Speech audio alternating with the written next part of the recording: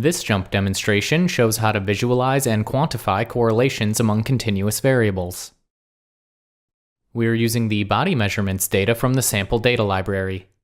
We'll start by assessing a single correlation between forearm and bicep measurements. Let's begin by going to Analyze, Fit Y by X. We'll place one variable into the Y response role and the other into the X factor role. When we click OK, we're presented with a scatterplot of the data, which here already seems to show a relatively strong positive correlation.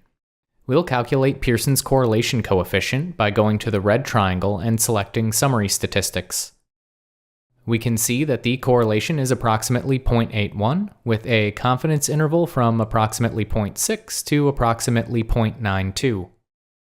To help visualize this correlation, we'll go to the red triangle and select the 95% density ellipse. This is an example of assessing a single correlation, but sometimes we want to assess many pairwise correlations at once. Let's assess all possible pairwise correlations between the variables in our dataset. To do this, we'll go to Analyze, Multivariate Methods, and choose Multivariate. We'll place all of our columns into the Y columns role and click OK. We're presented with a correlation matrix showing the Pearson correlation coefficient for every pair of variables.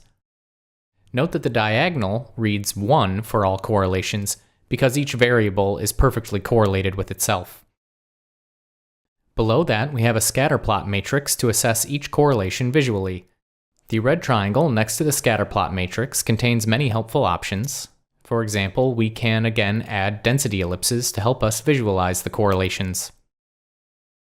Under the top red triangle, we can find options for many further multivariate analyses and data visualizations.